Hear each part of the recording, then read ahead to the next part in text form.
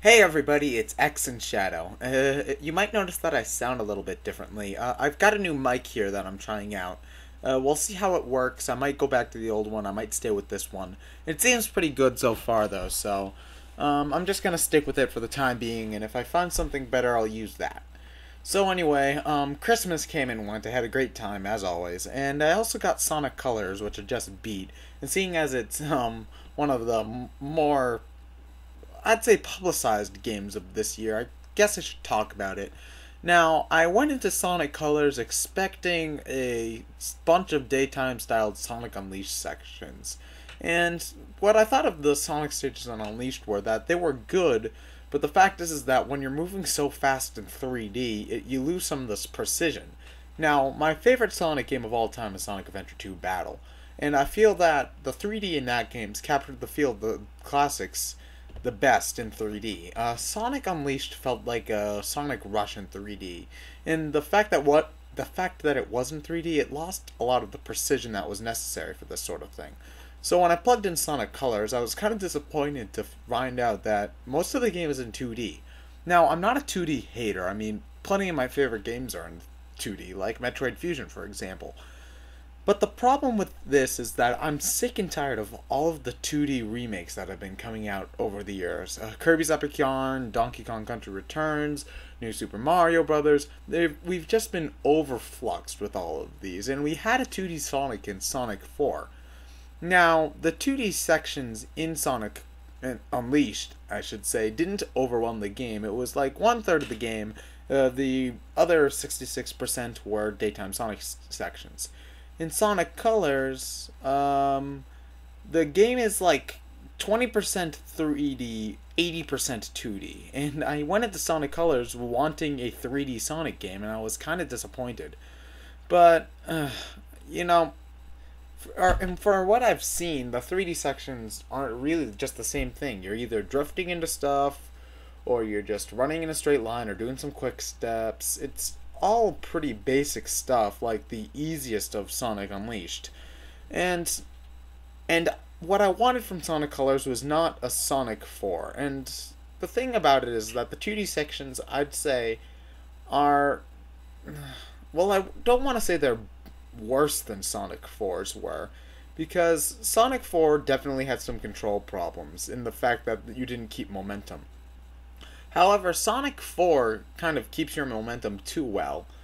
Johnny of the Super Gaming Brothers described this best in saying it's kind of like old school Castlevanias in a way, and with the inclusion of the double jump, it actually feels a lot like Super Ghouls and Ghosts, though not nearly as frustrating. The problem with the 2D stuff is that there's just too much of it. I feel overwhelmed. I feel like the developers are scared to go into 3D, and I don't see why they should be. I mean, there are two perfectly great games that they've done in full 3D before. Why do they have to go into the back to the 2D stuff? I mean, even Mario is doing a bunch of the 2D things. I mean, look at Super Mario Galaxy. There are a bunch of 2D sections in both of those games, and the 3D there works perfectly. I'm tired of developers being afraid to work in 3D just because they fear that us, the consumers, won't like it. I mean, you got to take a chance here. I mean, they took a chance at Sonic Adventure and Sonic Adventure 2, and look what you got. But anyway, yeah, that's my biggest problem with the game, is just that there's too much 2D and not enough 3D. I'm not just trying to say that 2D sucks in general, because there are plenty of great games in 2D. My problem is that I wanted a 3D Sonic game, and that's not what I got. If you're not looking for a 3D Sonic game, then I guess you'll be happy, but, you know, that's just me. But anyway, for any of you who haven't played the game before, you're Sonic, and you're running around in Eggman's interstellar amusement park, and you're trying to conquer his evil plan to, you guessed it, take over the world. Of course!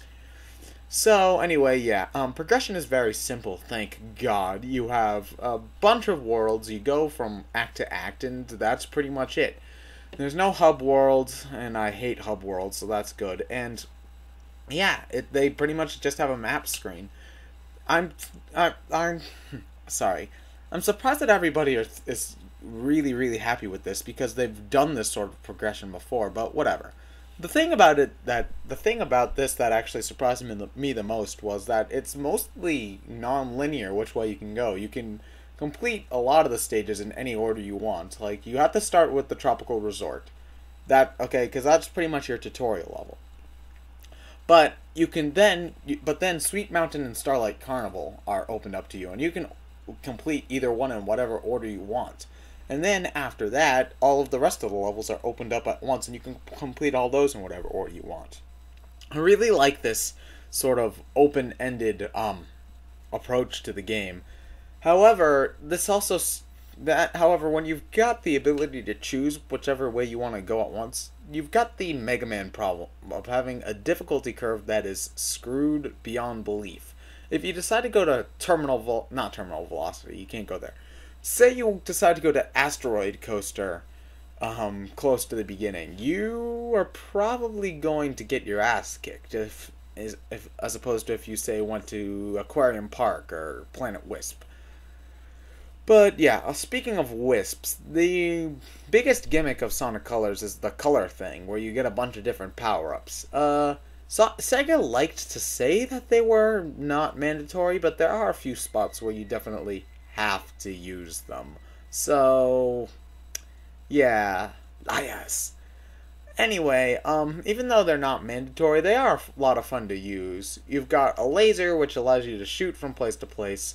This one would be fun if you had a little bit more time to aim which way you were going.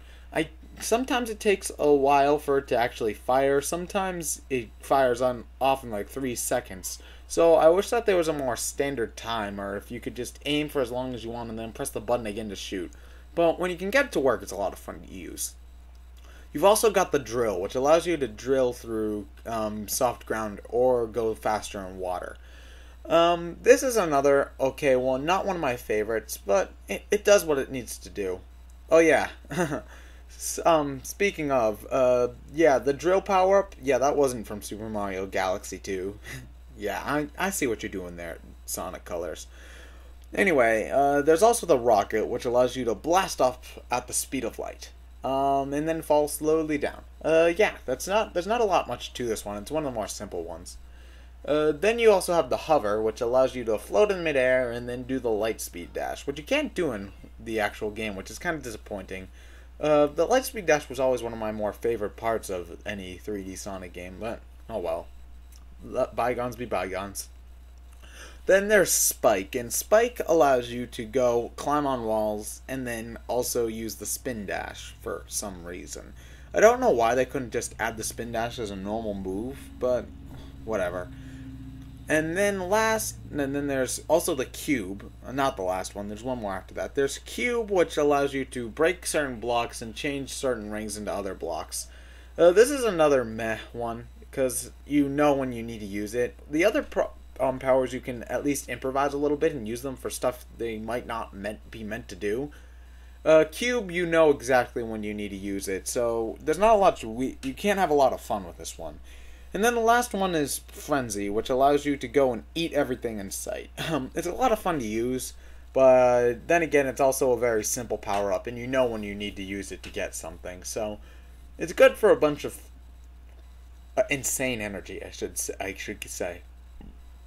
Excuse me. Anyway, yeah, the power-ups, I thought they were a good addition. But I don't see why they are being hailed as some sort of revolutionary thing. They're power-ups. Mario's been using them since 1985. But yeah, another big change that most people are going to be noticing is the voice cast. Roger Craig Smith, better known as Chris, is now the voice of Sonic, and he does a pretty good job. Especially for a first outing, he does way better than Ryan Drummond or Jason Griffith did in their first tries. I think that I prefer late Griffith, like the way that the stuff he did in Black Knight. I think I slightly prefer that to Roger Craig Smith, but he starts off pretty great, and assuming he's going to be playing Sonic in future games, I think he'll be the best Sonic voice actor we've had. Then there's Kate Higgins as Tails, and she does a pretty good job too. I can't ever hear a voice for Tails that seems to click with me, but this is better than most, definitely. And then Mike Pollock returns as Dr. Eggman, and thank God they kept him.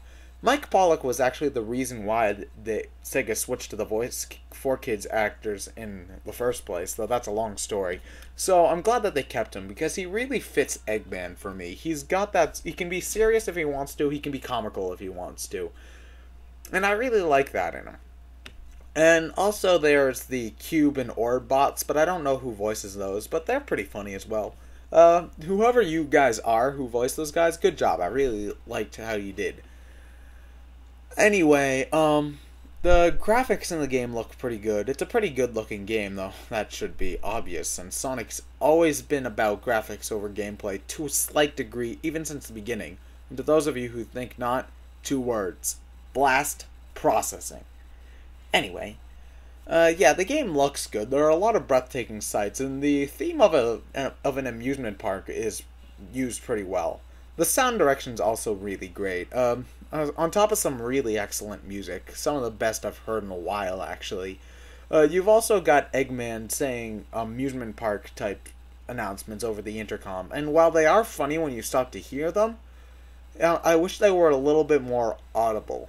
It's hard to hear them at sometimes over the music and over all the other sound effects, especially when they have this sort of grainy effect to them.